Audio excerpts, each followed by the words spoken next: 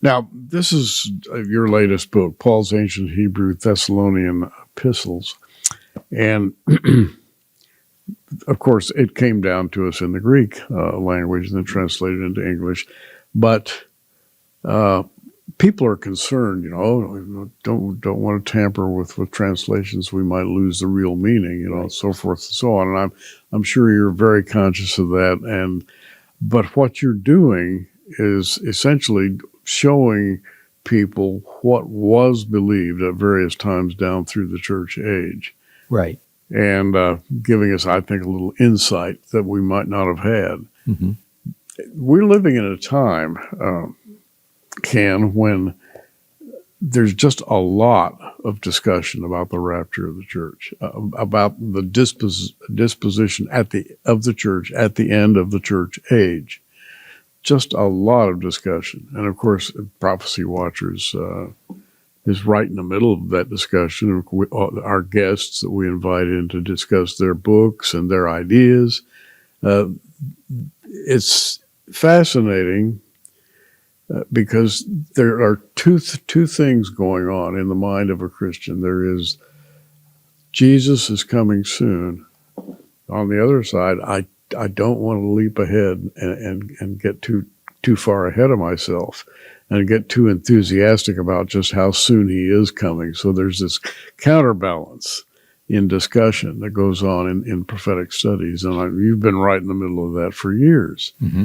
And I get the feeling this throws some light on how we should view the end of the church age or prophecy in general. Yeah, I think so too. I mean, just suppose you found a Spanish Bible and you translated it into English and it had some extra information about a pre-trib rapture. Whoever put it together, and you may not know who, apparently believed in a pre-trib rapture because of the notes in the Bible.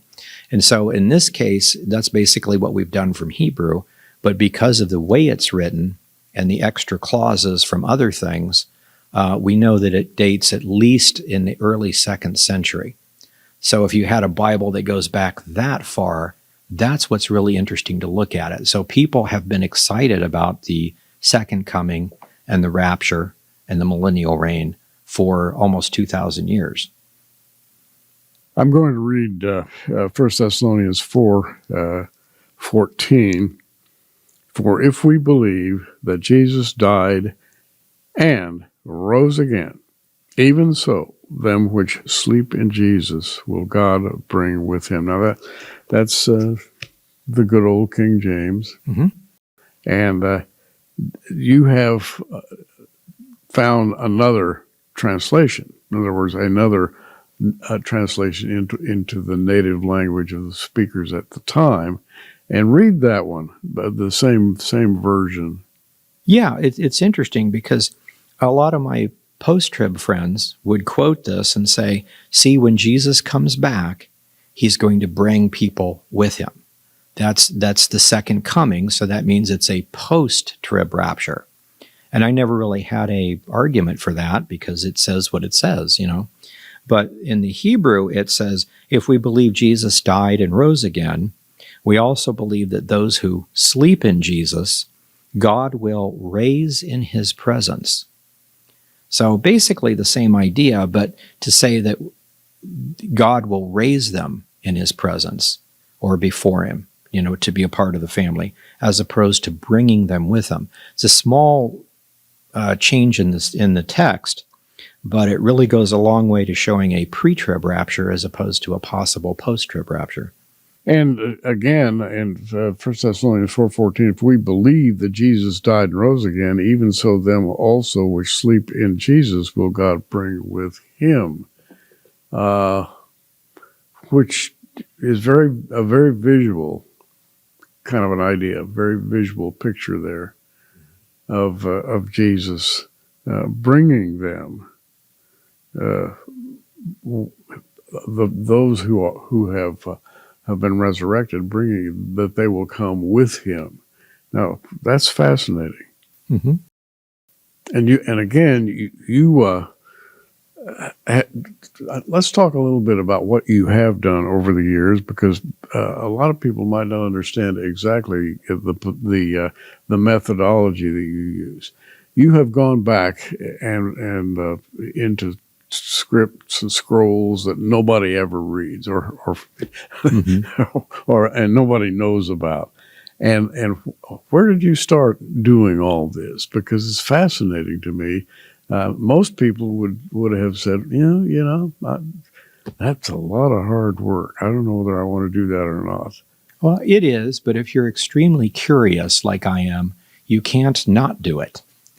And so it's just like if you'd go to all of your favorite preachers and say, what do you think about a rapture? Do you think you could lose your salvation? Do you think the gifts still continue? What do you think about this?